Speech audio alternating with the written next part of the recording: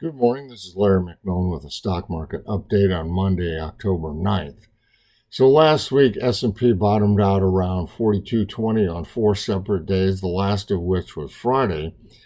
Friday, the market opened down sharply after the unemployment report, but then turned around and rallied 90 S&P points higher. So that 4220 area is definitely support. And that rally came off of oversold conditions. So we may be seeing an oversold rally taking place.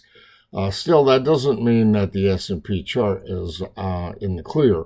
There's resistance at 4330 and 4400, as we've talked about previously, and it's still in a downtrend. But if we are getting an oversold rally, and some of these oversold conditions are going to be producing buy signals, then that typically rallies up to about the 20-day moving average, maybe a little farther.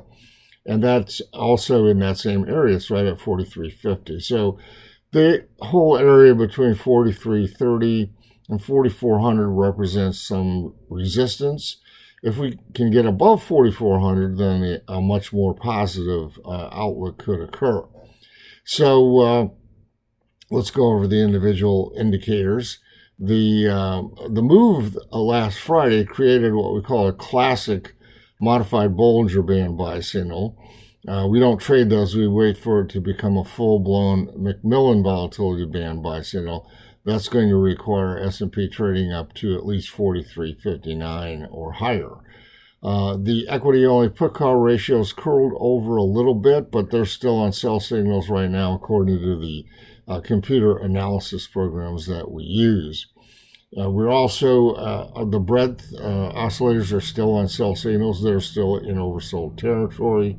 As we said previously, it's going to take more than 1 day of positive breadth to change things there. So they're still struggling with that right now.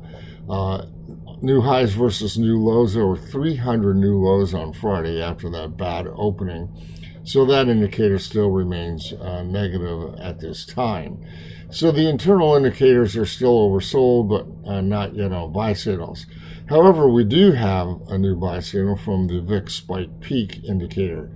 So that's our first actual confirmed oversold buy signal that we are trading, and we're adding that on the long side to what is still a core bearish position we're holding because the S&P chart is still negative. The volatility complex has not generated a trend signal, and the construct of volatility derivatives remains modestly positive. So things are improving a little bit. Obviously, this morning the market was down on the news of the attacks on Israel.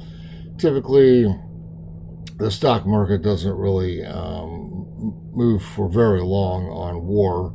It typically just goes back to doing whatever it was doing after a fairly short period of time. So we'll see if these oversold conditions can produce something more than just a modest oversold rally. And that 4,400 level is pretty much the demarcation point on that. If we can't get through there, then the bears will probably take over again. We are in October. Lows usually occur in October. I'm not sure that's already happened. We'll find out later.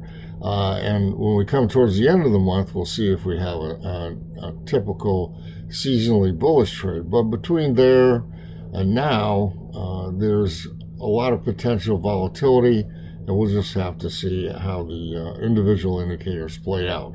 So I invite you to visit our website, take a look at our daily newsletters, where we keep up to date on these things, well, obviously daily. Meanwhile, have a great week trading.